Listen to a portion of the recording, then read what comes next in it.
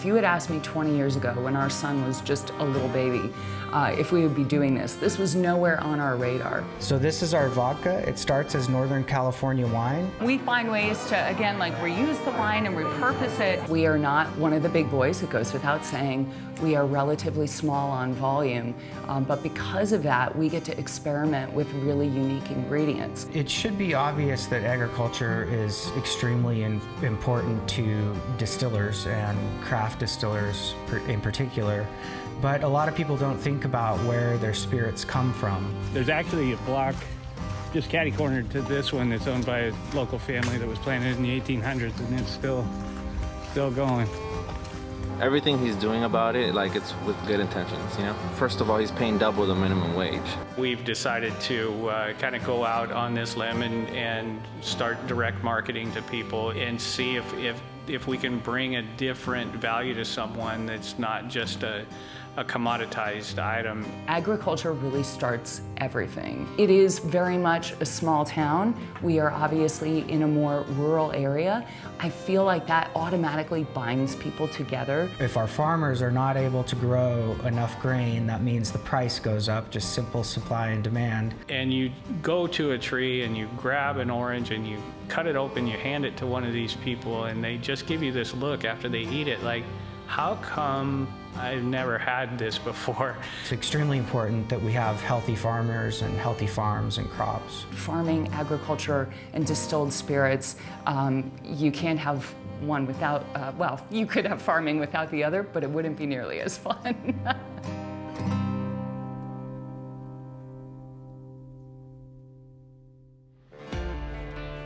Production funding for American Grown, My Job Depends on Ag, provided by James G. Parker Insurance Associates, insuring and protecting agribusiness for over 40 years.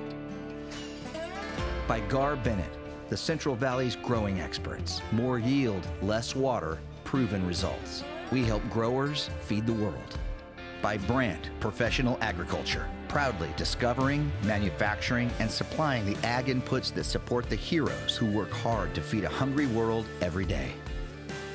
By Unwired Broadband, today's internet for rural Central California, keeping Valley agriculture connected since 2003.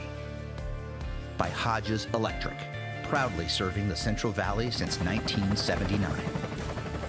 By Pickett Solar, helping farmers and ranchers save money by becoming energy independent. By Harrison Co., providing family farms with the insights they need to make the best possible strategic, M&A, and financial decisions. And by Valley Air Conditioning and Repair, family owned for over 50 years, proudly featuring Coleman products, dedicated to supporting agriculture and the families that grow food for a nation.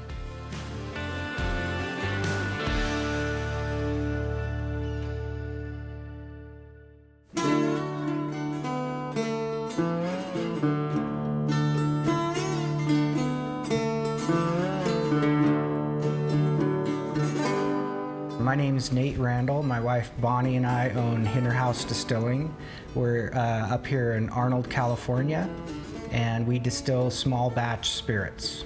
We do everything here, so we're pretty proud of what we've been able to accomplish. We've only been open to the public for 1.5 years now. So we're 2020 founded, and we're really looking forward to what the future holds for us. I come from the wine industry. I've also done a really fair amount of communications and marketing, but really primarily I was in the California wine industry in the Santa Cruz Mountains AVA for many years, and then I spent a couple of years here in Murphy's, California, in the Calaveras AVA. So interestingly, I have a background in, I wouldn't go so far as to call it viticulture, but I was really participating pretty considerably at one of the wineries I worked at with regards to taking samples of the fruits when it came in and picking. So I kind of have a background in that, but certainly my biggest thing, I think, is the front of house. So with Nate, my husband, he really heads up production, and he is our head distiller. And it's my job, I always view it as, to put what he does into layman's terms for our patrons and our guests that come and visit us at Hinter House. So we're relatively new to California. We spent most of our lives together in Seattle. I'm originally from Alaska and Bonnie's from New Jersey. We had our son in Seattle about 22 years ago almost, and moved all over, and we ended up in the Bay Area for work. We found Arnold because of Big Trees State Park and all the amazing things to do up here, and we fell in love with it. So we started coming here on vacations and just enjoying the area. And then when our son went off to college, we decided we wanted a little bit of a new adventure in life. And that's when I left sort of the corporate world and ended up here in Arnold. We stayed here for several years before we decided what we were going to do with the rest of our lives. And distilling and distilled spirits sort of, I caught the bug of it and fell down a rabbit hole, and now we own a distillery in Arnold. Because that's one mash is one pallet. And then there's a door on this side or Right. wherever. There's probably a door on each side, but yeah. Yep, that way we don't have to bring the grain inside. Yep. I never thought, if you had asked me 20 years ago when our son was just a little baby, if we would be doing this. This was nowhere on our radar. But over 20 years and kind of a lifetime of exploring different career opportunities for myself and my husband Nate, and then watching our son grow up, this all kind of fell into place together. And owning and operating a family business, I would say it's not for everyone, it's not for every family, but we are a fairly close-knit family, and it just seemed like we were all kind of aligned, if you will, at the same time. That definitely makes it fun. I mean, we all have our roles to play here at Hinter House, and we bring individually our strengths. And so to see that in action together, completely rewarding.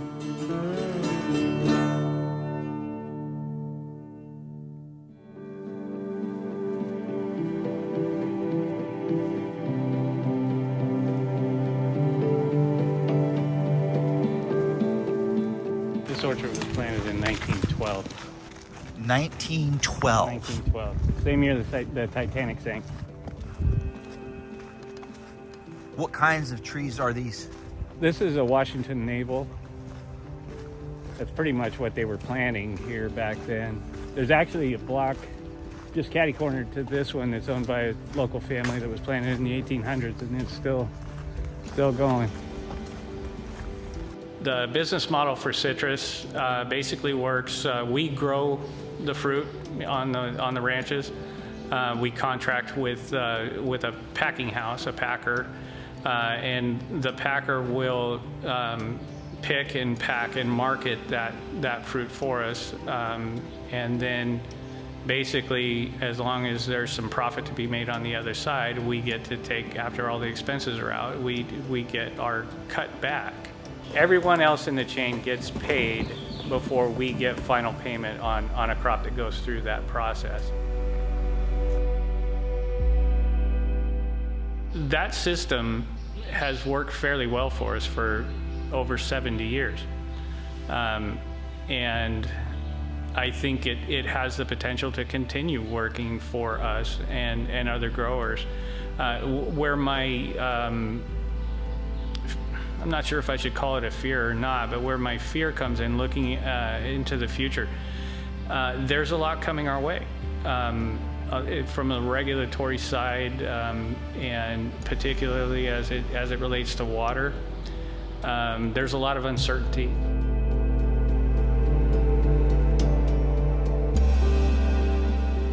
This really hit with me a few years ago. I was at the World Ag Expo, or around here what we call the Farm Show in Tulare. And someone from the Farm Bureau asked me to take a group of people from the Midwest out to the ranches.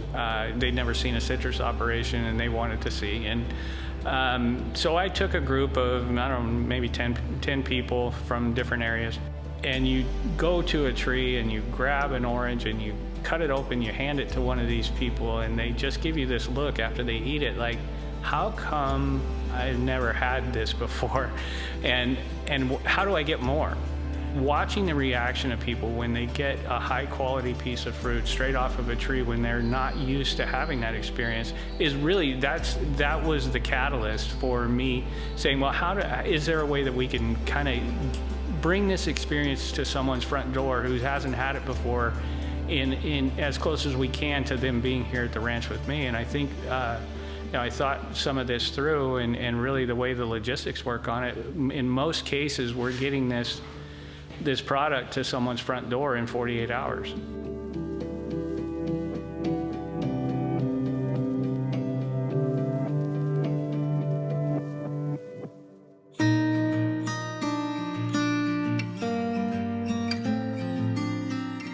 It started with a trip to Berlin where my brother and his wife and child live, and we found a spirit there that I had never heard of called Kreutzer liqueur, and I got obsessed with learning how to make that liqueur. It's got a bunch of herbs and botanicals in it. It's a really fun thing, and it just kind of went from there. I started studying books, watching as many things as I could, really diving into the science and process. And then I talked to a distiller called Dry Diggings in El Dorado Hills into letting me come and do whatever they needed, sweep the floors, clean things, and sort of learn the craft from a good friend of ours. And it kind of went from there. If we go back to early Americana, or certainly if you go back centuries to Europe and around the world, where distilled spirits were really the #1 beverage of choice. I mean, during the Revolutionary War history in America and the colonies, more people were drinking whiskey and distilled spirits than even water in some parts of the country. Now, they weren't doing this because it was a luxury good at the time. They were doing it because they were farmers. And so they had maybe abundant crops that were going to go bad. And they said, how can we kind of commoditize it just for our family on a very individual level? How can we kind of take these crops that otherwise we don't have a use for, or we have a bumper crop this year, and we can turn it into something that not only we enjoy, but has a value to our neighbors so that we can do some important trading. So I always kind of revisit that history, because today, and certainly the history of the last 40 or 50 years in the alcohol beverage industry has been wine heavy, and I love wine. And then obviously with the advent of craft beer, that's really come on strong in the last couple of decades. But if we go back before this, it was really distilled spirits, and particularly grain spirits, so whiskeys, that were in everyone's home, and they were farming those grains and distilling what they had. It's not like beer or wine where you can practice at home and you can kind of take steps from there. You really have to have somebody who's willing to let you come into their facility and teach you what they know. We're fortunate in that there's not many craft distillers in this country, much less California. And so it's a really close community. It's not competitive at all, and people are really open and willing to share. Yeah, so as we heat up, the vapor is going to travel through these, they're called plates in the column here, and then they're going to travel over this back pipe and divert down and come back up here. So as it's coming up, you can start to see some activity in there, and you can see the vapor rising, but it's definitely reached here, but here we don't have much going on. But you can see the moment when it comes, because this condensation will start to build, and then eventually it'll just go poof, and it'll become clear like liquid, and then you'll have more activity, and it'll travel up and do that through the whole thing. Then the vapors will travel over and reach the condenser here, which has cold water running through it. And when those hot vapors hit the cold water, it'll recondense into liquid and come out the other end as alcohol.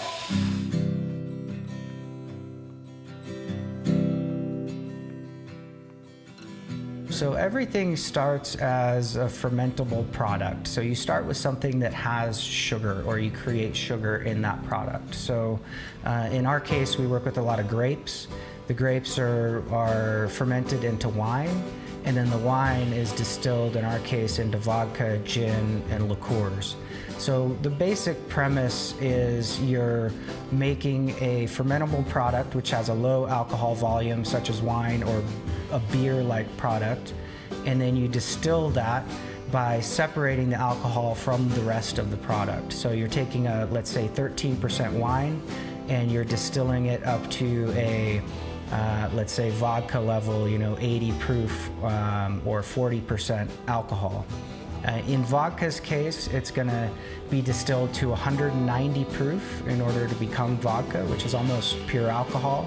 And then you proof it down for bottling, and there's no resting time in a barrel or anything like that. It's a clear, somewhat neutral spirit. I will say that a lot of craft distillers are discovering that vodka doesn't have to be just completely neutral. It can have character. So in our case with grapes and wine, it does have some residual character that comes across as sweet, almost like cotton candy notes, but still vodka. We're going to talk about kind of the unique qualities of our vodka.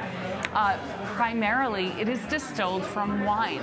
So we take finished wine and we partner up with local vintners to get wine that they don't really have a use for. They don't intend to bottle it, and we repurpose it. We kind of give it new life.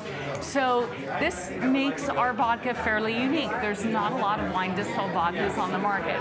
Agriculture really starts everything. So I mentioned that the history of distilled spirits really starts with farmers themselves. So they were growing and distilling grain to glass.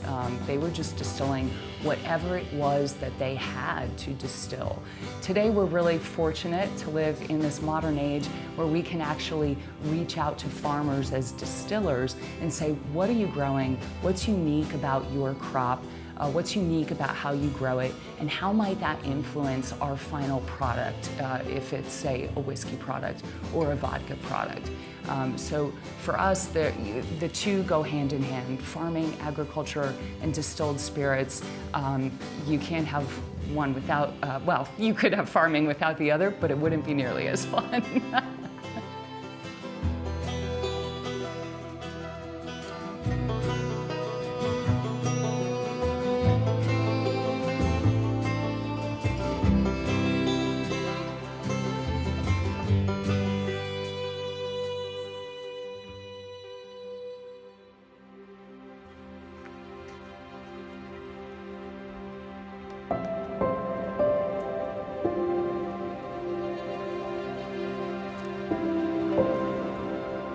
You've been a part of working with Eric on his normal large-scale production. Yeah. But also, what do you like about this newer kind of small-scale thing he's doing? I mean, well, I just like how everything he's doing about it, like it's with good intentions, Yeah. He's, first of all, he's paying double the minimum wage. So that's a big plus for whoever he brings. He decided to choose me out of his other FLCs that he has. It must be because you're a pretty cool guy. I mean, You think so? I'll go with it, I'll go with it. As we move forward as a farmer, I feel like we're kind of in this weird space where as efficiency increases, you lose contact with the people. So we as farmers are kind of shrinking back into the woodwork, so to speak, and really not having that connection with people. And that seems to be what a lot of people are asking for, is who grows their food? Were the people that were involved in the production of that food outside of the owner or the farmer, were they treated fairly and properly? And as a society, I think in a lot of respects, we value giving back when you've been blessed. My family's definitely been blessed. And so we took all of those ideas and packaged it together in a way that hopefully brings someone an experience and a value that they really haven't been able to access before. This is a little piece of the story of where this fruit came from our legacy block, planted in 1912, 110 years old. Now, do you do this? Oh, this is cool. So you you cross out customer, and you know that Tony ordered this. Right. And then Tony gets a personalized thank you note from the grower. Well, actually, in this case, from the grower's wife.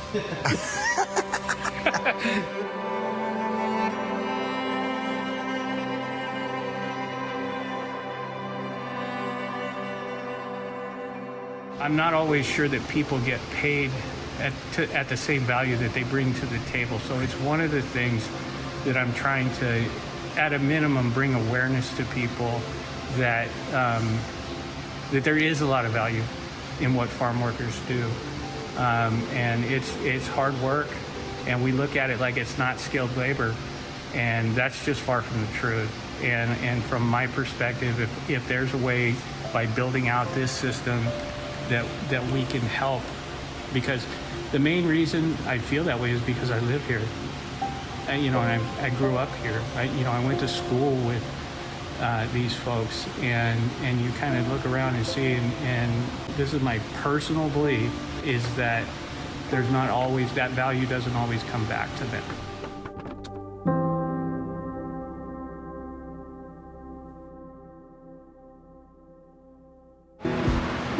Well, you can store a lot more vertical, yeah. Because if the ceilings are 16 feet tall, I mean, man, you can have a big narrow one, you know what I mean? So it's been an interesting journey being in this industry and being so close to agriculture and farms. It really is sort of an awakening of how close we are to it and what the impacts are of the things we do.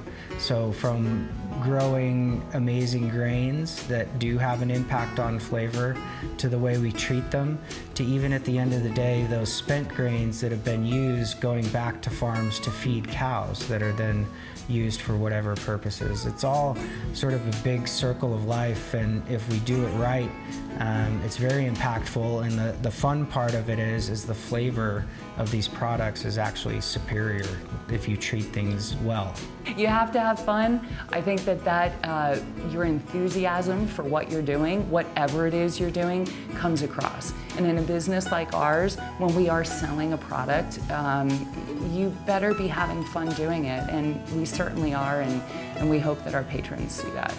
Agriculture and working with farms, water is extremely important to us. We use a lot of water in our processes, and we try to limit that, but the quality of the water is important to us. And so all of these things are kind of intertwined, and it's nice to see that people are starting to recognize that their whiskey and their other spirits do come from a farm, and that's where it all originates from. So our crews will go out early in the morning. We're shipping every Saturday for now, and they'll go out early in the morning and start picking fruit. Depending on how many orders we have in that week, depends on how much they pick. And then that fruit's transported to the shop, and we run it through our pack line, which cleans, polishes, and then they help me grade it, and then it goes into a box. And anything that doesn't make the grade to go into this, which, in our marketing we talk about at least a one-for-one basis that oranges are going to a local homeless shelter.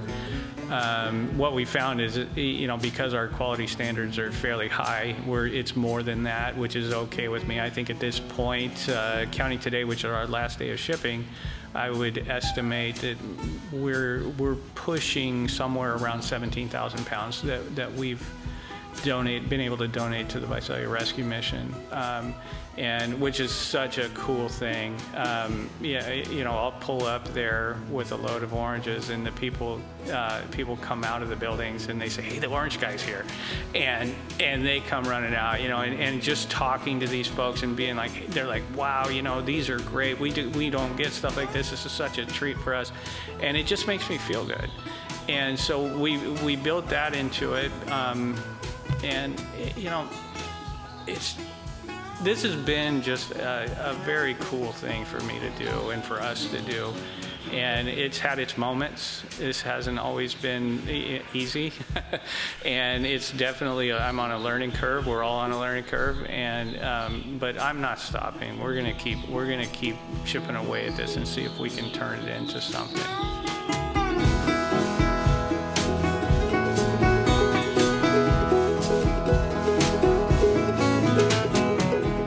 This was my father's fruit knife.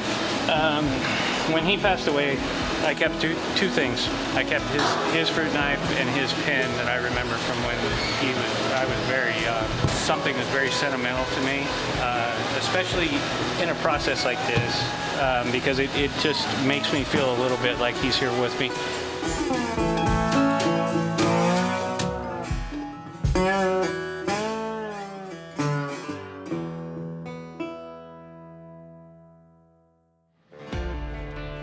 Production funding for American Grown, My Job Depends on Ag, provided by James G. Parker Insurance Associates, insuring and protecting agribusiness for over 40 years.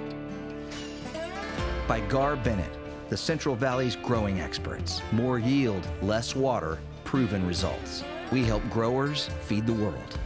By Brandt Professional Agriculture, proudly discovering, manufacturing, and supplying the ag inputs that support the heroes who work hard to feed a hungry world every day. By Unwired Broadband, today's internet for rural Central California, keeping Valley agriculture connected since 2003. By Hodges Electric, proudly serving the Central Valley since 1979. By Pickett Solar, helping farmers and ranchers save money by becoming energy independent. By Harrison Co., providing family farms with the insights they need to make the best possible strategic, M&A, and financial decisions.